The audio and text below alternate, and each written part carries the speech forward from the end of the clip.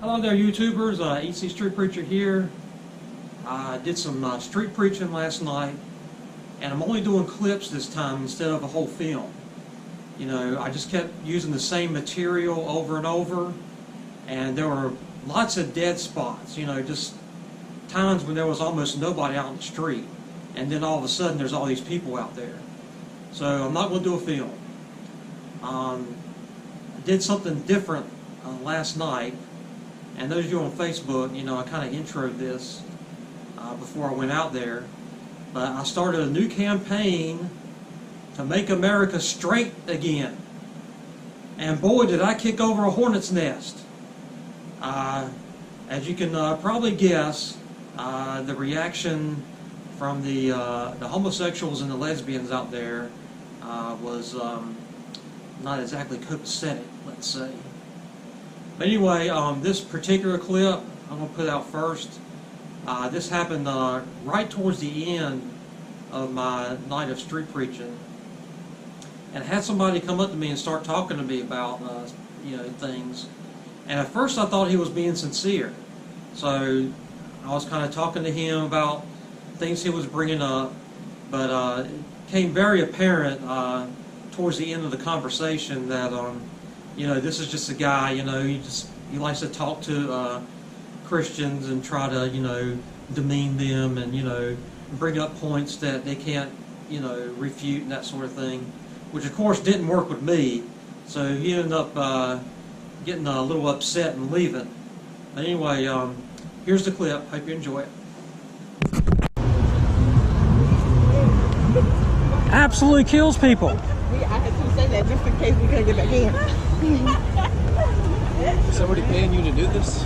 Oh no, no, I'm completely pro bono out here. Huh? Why are you doing it? Because I'm instructed to by the Bible. Jesus said, "Go into all the world, preach the gospel." Haven't baptized anybody yet, but when I do, it'll be in the Father, the Son, and the Holy Spirit.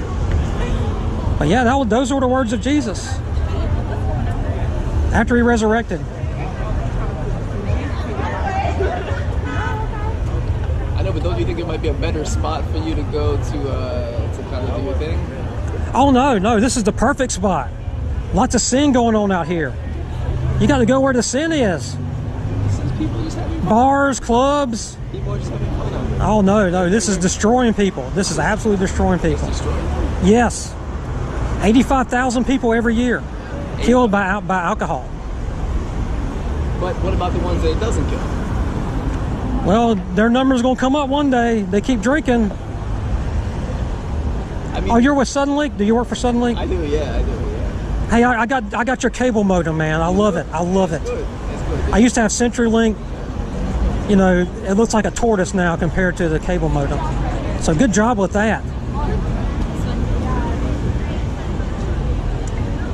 People are just out here living and having like a good time. See, you think they're having a good time, but they're not. They're on a road to destruction. I'm here to stop them from that. I used to be an alcoholic. I was on my way to destruction, but I quit. When I repented and accepted Jesus, I've been dry for over 3 years. Yeah. But Gave it the pornography, the masturbation, gave it all up. at the same time, these people are living and enjoying life. They're doing their thing. They're going to grow. They're going to develop. They're having fun. They need to have the life. This is the life. No, Jesus is the life. They need to live for God. What if they are living for God instead? What if this is the way that they're living for God? This doesn't glorify God. Not if you're going out getting drunk, smoking, twerking it and backing it up on the dance floor. Why is that bad? Why is that bad? Because you're enticing lust. You know something? You know the bad news about lust? It's never satisfied. Never satisfied.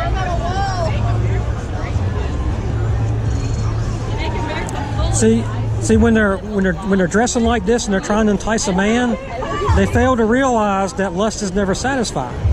So they're out there marketing themselves as a sex toy and not a person. And after a while, Johnny's going to want a new toy.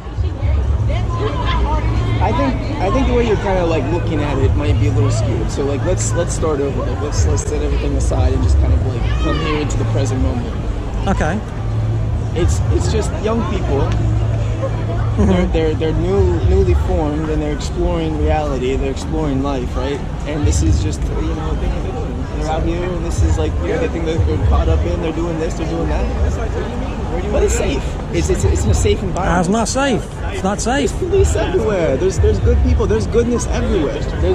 God is everywhere, like watching over everything. There's nothing to be worried about. Like this is safe. Like everybody here is going to be okay. Everyone here is. Well, if they're young, then they need somebody to tell them the bad things, stop them from hitting the potholes in the road. Somebody to tell them, hey, this is going to destroy you. If they get the drinking and become an alcoholic, that's bad. If they entice a man by lust, that's bad. It's a horrible thing. Is it bad, or is it part of life? Is it a way that?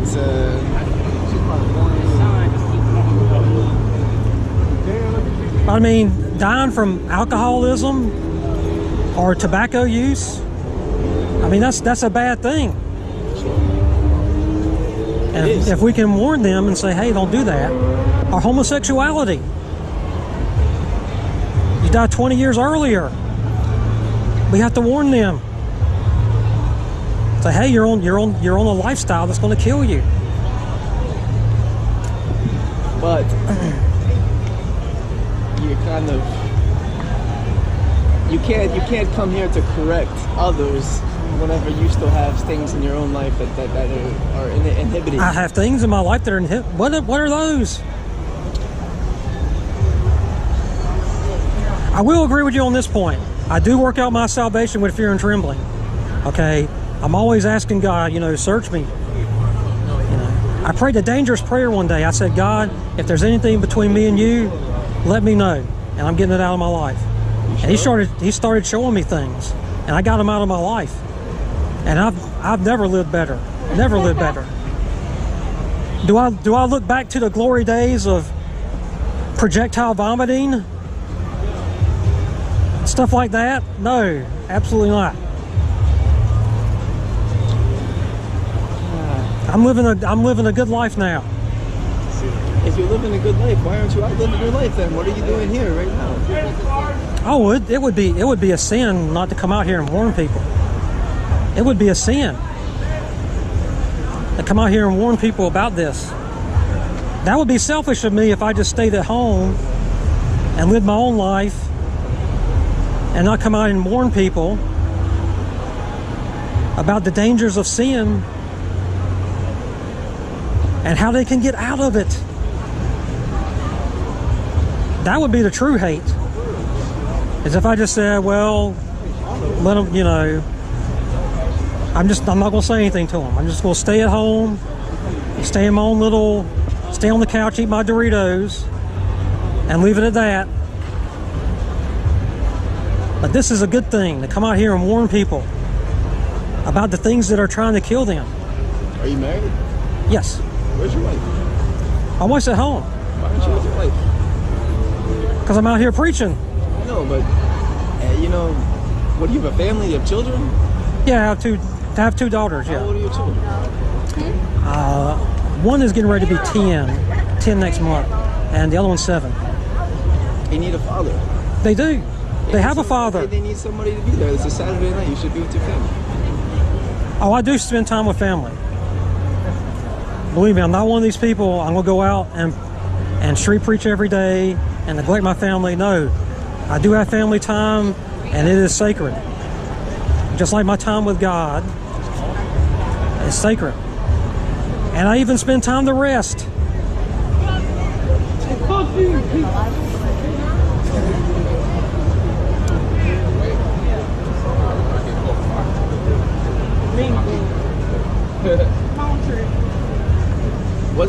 How old are you? 47. 47? And you've got like there's a lot of pain that you're feeling inside.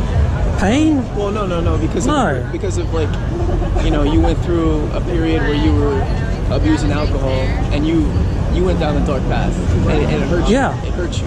Oh yeah. Yeah. Absolutely. And now you feel that pain, and you don't want others to feel what you felt. Absolutely. And that's what's propelling you. But the way to deal with it isn't by going out and shouting it out here, because it's inside of you. What you're trying to fight, what you're trying to battle is inside of yourself. Like There's no more battle. It's over. The battle's over. I repented of sin. But to make amends for all the things that you've done and to deal with Well, it. I don't see this as some kind of penance. I just see this as following Jesus' instructions. I don't really see that as some kind of, well, I got to, make up for what I did. Although I do believe if you make the mess, clean it up.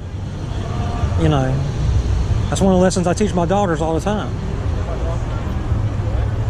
But I'm not out here to sort of like make amends for what I did wrong, because what I did wrong's already been dealt with.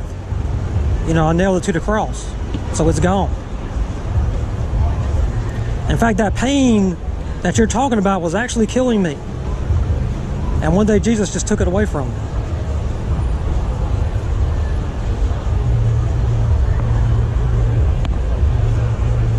How long have you been married for? 12 years. How's that going? Ups and downs. I mean, it's a marriage. Have you noticed like a pattern of like what makes it like feel like it's up? Well, when I got right with God, things definitely got better. And when was this? This was January of 2015. I had backslid. And January 2015, I got back. I think it was 28, 29, towards the end of the month. That's when God just poured His Spirit out on me. And while that was a beautiful experience, at the same time, I saw how ugly my sin was. And that's when I said, God, I want to keep feeling this. I don't want to stop feeling this. And that's when I said, show me the things that are getting between me and you. And they're gone. And the rest is history. I've had a great life since then.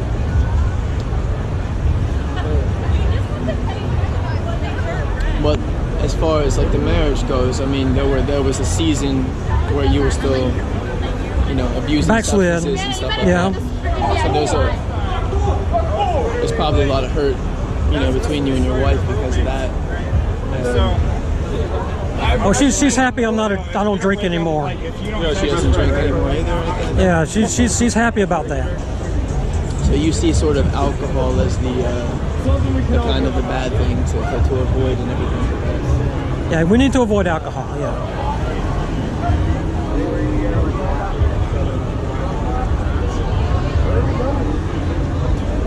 I know, but because that's your truth. It's not my truth. It's the Bible. But it's your interpretation of it. You see what I'm saying? So it's like what made sense to you through what you read was your truth, and it made sense for you, and it helped you, right? And it still is helping you. For the first time in my still life career, But I don't have to like this right now, what you might actually be doing might actually be hurting the cause that you're trying to promote. Because Oh no, it doesn't. I mean, it absolutely helps. People are going to see this. If you go to people that aren't ready to repent, and you say something to them, you're actually adding to their guilt. So you're making these people guilty by being here and shouting this to them. Whereas before, if you wouldn't be here doing this, they wouldn't be guilty. Nothing might be the case. You're actually making the situation kind of worse. And even for yourself, this is like. But what about all the people that have came up to me and they say, I want to get right with God? Or they come up to me and they say, well, that's a sin? And then they ask me about it. And I talk to them about it. Does it happen? Yes, it happens. Did it happen today? What happened today? Did it happen today? Did it happen today? No, it hasn't happened today. I got the sign covered up. You got the sign put in. Yeah, see what's normally here is like a list of different sins and the Bible verses next to them. So you're out here condemning sins. I don't condemn. You're casting stones. I have no stones in my hands. Your words are stones. Well, remember when Jesus said that? These people had stones in their hands. They actually had rocks in their hands. I know what you're referring to when Jesus said, "He who has no sin may throw the first stone." They had stones in their hands. They were getting ready to stone this woman to death. And you're sentencing these people to death with your words. Oh no. This is love. This is absolute love. I want to save them from an eternity in hellfire. That's love. If I dive and knock somebody over, you'll say, why'd you do that? You know, you hurt that person, you knocked them over. But if I knocked them over because a burning car was getting ready to hit them, you'd say, well, hey, that was a good thing. You saved them from certain death. So that's what I'm doing here. These people are asleep in the house and the house is on fire. And I'm on the door banging, saying, get out, get out. I'm not going to say, hey, let's go have a cup of coffee sometime. Or, hey, I don't want to condemn you if you stay in that house. Let's be friends for a while. And maybe after a while they'll see that the house is on fire and want me to say something to them about it. Or they want to ask me about it. I'm going to go with them, I'm going to say, look, the house is on fire, you need to get out. So that's what I'm doing here. I'm saying, you're in sin, this sin's going to kill you. And here's the way out.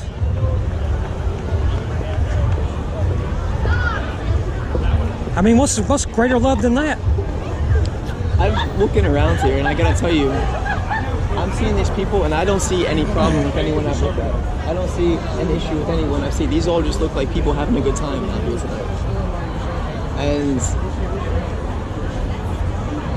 the fact that but some of these people are going to get drunk, and they're going to get behind the wheel of a car. Some might. I mean, I hope they don't. Some might, but they might. But there's one. They could choke to death on their own vomit. There's one that takes account of all of this and is watching over everything. What do you have to do with any of this? I'm here to warn them. I'm here to warn them. The dangers of alcohol, smoking, homosexuality, lust. Who told you to do this? Jesus. Go into all the world, preach the gospel. This is after he resurrected. We need to look at what Jesus said. Because he said, here's how you'll know if what I'm saying is true. So I'm going to die, and then 3 days later I'm going to rise again. And he did. I kind of want to know what he's got to say. If he says that and it happens, I want to know what this guy's got to say. What if you're sinning right now and you don't know it? Oh, the Holy Spirit will tell me. Absolutely. My last sin, the last sin that really sticks out in my mind was the time I was on vacation, and I yelled at my kids, and the Holy Spirit came down on me so hard. And I'm saying, I got to make this right. So I apologized, and I said something like, well, I'm sorry I did that, but you made me mad. And the Holy Spirit didn't let go. He said, no, you apologize. You want to make out? Yeah. So, Fuck yeah! which one are you looking for? Not in the Old Testament. I'm a Gentile. The Old Testament is important, though. That's how we know the whole thing got started, Adam's sin. And it's good to know the history.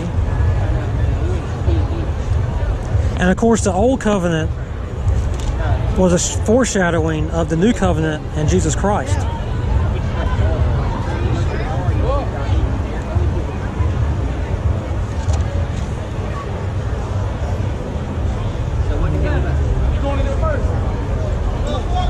Maybe I can help you if you tell me what you're looking for.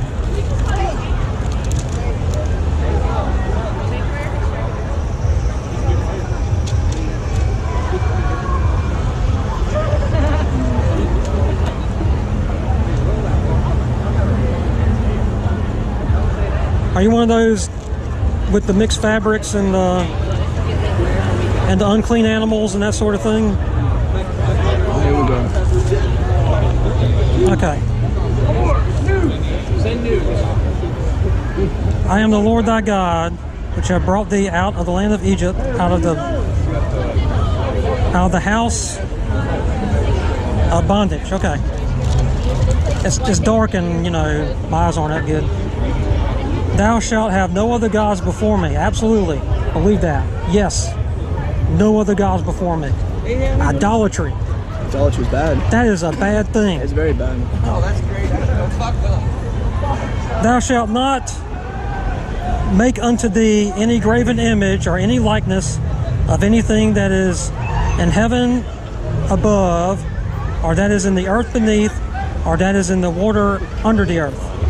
A man is a thing that is under heaven, is on the earth. It's a graven image. Now they're actually talking about graven images out of wood, stone, gold, and silver. That's what God was talking about. The image of a man, believing that the Most High incarnated in the form of a man, is idolatry. Oh no, that's the promise of God. He said, "I will make a new covenant." He said this in the old covenant. He says, "I'm going to make a new covenant with the house of Israel." Don't cast That stones is at others stupid when you're practicing and idolatry. gay of you.